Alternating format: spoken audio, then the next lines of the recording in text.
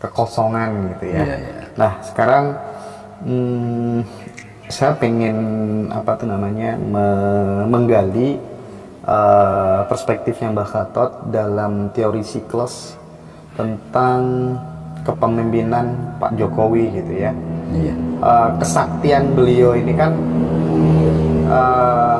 terbukti mampu mendelegasikan menantunya jadi kepala daerah, mengantarkan Mas Gibran jadi wakil presiden, Kaisang, yang meskipun banyak pertentangan akhir-akhir ini gitu, bahkan ada yang berkeyakinan Jokowi harus diadili gitu ya. Pokoknya masif banget pertentangan itu gitu. Dan kita tahu bahwa hampir mayoritas presiden kita itu landingnya itu nggak smooth gitu lah kata, pada saat dia mau turun tahta gitu, mesti ada problem yang mengiringinya gitu. Nah kemudian orang menduga-duga kayaknya Jokowi juga bakal hard landing ini. Jokowi ini kayaknya juga bakal ada masalah yang sangat besar gitu. Nah bagaimana mengkaji ini dari teori siklus, Mbak Khatot?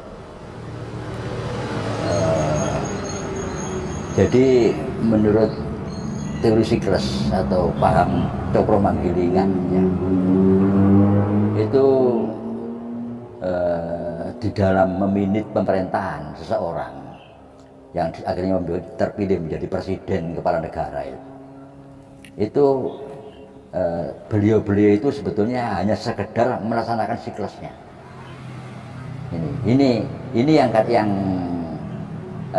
kurang bisa diterima oleh sebagian masyarakat, terutama di kelompok elit.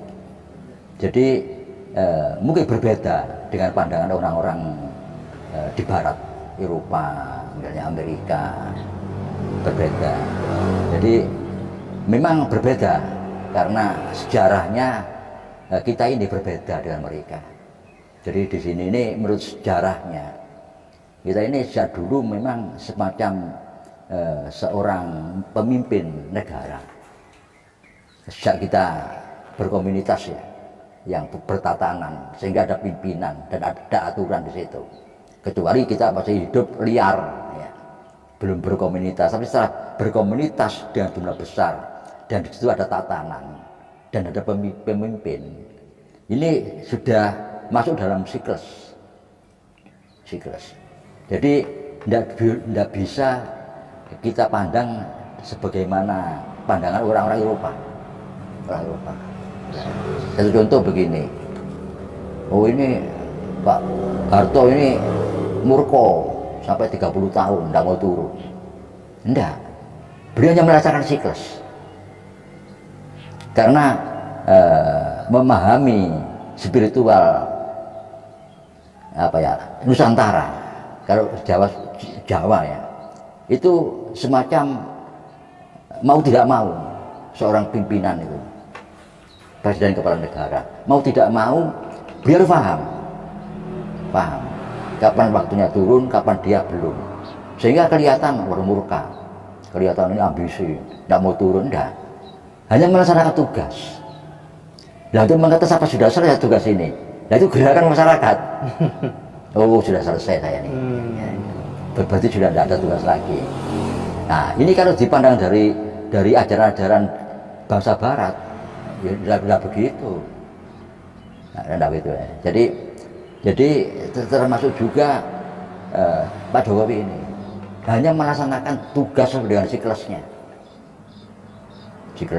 Nah kenapa? Nah ini baru kita berpikir bahwa beliau mengemban amanat, mengemban tugas tentang IKN ini, hilirisasi dan infrastruktur.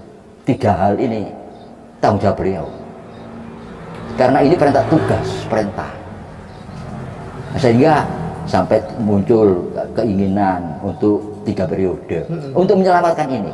Oh, itu bukan karena Bukan, hal ego, iya. ego Karena pribadi khawatir ya? terpotong. Nah, sampai menambah katanya ceritanya kalau kita ikuti di medsos ya, minta kalau udah di Itu Bu Mega sendiri kan yang cerita?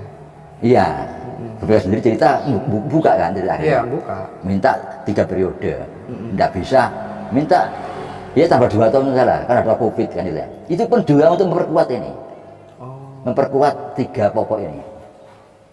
IKN, Itu justru karena Jokowi paham siklus. paham, Bu Mega, Pak Prabowo, Pak Jokowi tiga-tiganya paham, cuma memandang siklusnya berbeda. Ini dulu terjemahannya berbeda, gitu. Ya otomatis karena manusia. Masing-masing bukan pada siklus. Paham dia itu siapa dulunya itu. Tapi cara menjabarkannya pada perbedaan. Itu yang nampak cuma itu, yang nampak itu. Hanya itu yang nampak. Jadi ya, melaksanakan tugas sesuai dengan siklusnya. Kalau tidak saya salah. Nah, itu contoh ya. Ini. Yakin Pak Jokowi itu bahwa Gibran ini ya yang buruk. Yakin. Dan mestinya wakilnya Pak Prabowo itu wanita. Tapi karena Bu Riana tidak mau, dia memaksakan Gibran untuk masuk. Karena Bu Riana ini sendiri punya siklus. Jadi kalau dibaca itu harus beliau yang mendorong Gibran ini. Bukan Gibran atau Pak Jokowi, beliau. Bu Riana ini ya. Yang punya siklus. Iya, yang punya siklus. Dilimpahkan pada anaknya. Nah ini pandangan kita. Jadi berbeda dengan pandangan politik, sistem politik. Beda sama Rocky Gerung gitu ya? Beda ya mungkin begitu. Nah, jadi memang dihujat itu pun juga mengenyam siklusnya. Dihujat mati-matian di mana-mana itu betul mengenyam itu. Ada itu memang secara siklus memang. Ada iya. Jadi harus diam. Harus diam. Sekarang Mbak Gatot ya. Sekarang kan selama ini Pak Jokowi itu kan menyontohkan kesederhanaan gitu ya. Sekarang dihantam soal Kaisang yang jet pribadi ya kan. Terus kemudian dihantam soal akun Fufu Fafa Gibran yang katanya itu miliknya Gibran dan mengolok-olok Prabowo. Belum lagi soal memangkas partai, memaksa Munaslup gitu ya. Pokoknya rame banget gitu ya. Kira-kira termasuk Raja Jawa gitu kan ya, menghantam orang yang ini dengan sprindik dan lain sebagainya. Gimana itu Mbak? Itu hanya ngetes saja, ngetes tentang saya ini harus bagaimana. Kalau ini tertolak ya sudah. Kalau ini diikuti ya berarti ini harus saya ikuti. Itu ya Mbak. Iya. Jadi kalau kita pandang dari sisi yang lain, misalnya ya. Kenapa selama 10 tahun kok tidak dihujat seperti ini? Berarti siapa yang nyetel ini? Yang membuat Pak Jokowi hanya seorang tukang kayu. 10 tahun itu tidak ada orang menghujat yang keras. Berarti ada yang main kan di sini. Setelah sekarang kok waduh luar biasa. Ya, berarti ada yang main kan. Nah, itu kalau dari sisi itu wah geger. Siapa pemainnya ini? Geger kan ini. Kenapa kok sampai begini? Nah, kan enggak boleh begitu kan. Ya memang harus siklusnya begitu. Harus dilewati. Ini. Kalau sebagai manusia, beliau itu khawatir terpotong pembangunannya 3 ini. Ya, itu pasti ya wajar saja, tapi sebetulnya siklusnya ini harus dilaksanakan. Jadi kalau pandangan Mbak Gatot mau sampai kapanpun Jokowi tetap akan diam meskipun buktikan dong ijazah palsumu yang dulu katanya di ijazah pakai kacamata, betul kan nggak pernah pakai kacamata. Nanti lewat saja itu. Oh lewat aja. Lewat saja, nggak ada apa-apa. Sekolahnya Gibran beneran nggak di sana, gitu kan dipertanyakan semuanya nih. Itu Gibran pun juga akan ikut pola yang sama, akan diam aja. Iya, karena beliau hidup di puncak istilah puncak status dari bangsa ini. Dari wilayah kepresidenan, kemudian itu kan harus tanggung jawabnya besar sekali. Karena siklus dan tidak boleh melawan siklus. Nah, di sini apa betul begitu? Nah ini coba, karena saya mengatakan bahwa Pak Jokowi ini adalah siklus dari Raden Wijaya. Nah, atas Pak Prabowo siklus dari Jaya Negara. Nah, terus di sini Sarajaya Negara Tirbuana Wisatukadewi. Tapi kok Gibran yang masuk? Nah ini sudah berubah, tetap siklus, tapi figur-figurnya sudah berubah. Di situ ada Gibran.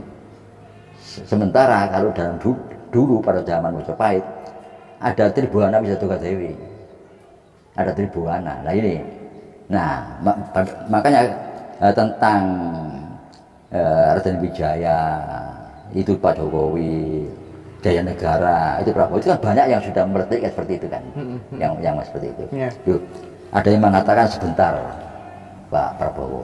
Padahal kalau dihitung tahunnya, Pak Jaya Negara itu menjadi raja 19 tahun.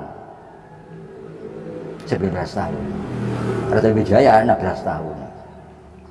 Nah, Tribhuwana 22 tahun. Nah, Hayam Wuruk 29 tahun. Nah, padahal ini dipercepat kan ini. Jadi memang dunia sudah modern, pembangunan sudah cepat sekali.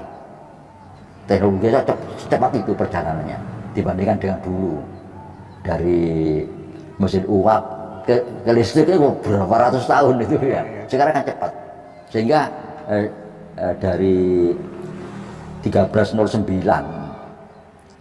turunnya Raden Wijaya itu kepada puncak kebesaran 1350 kan lama.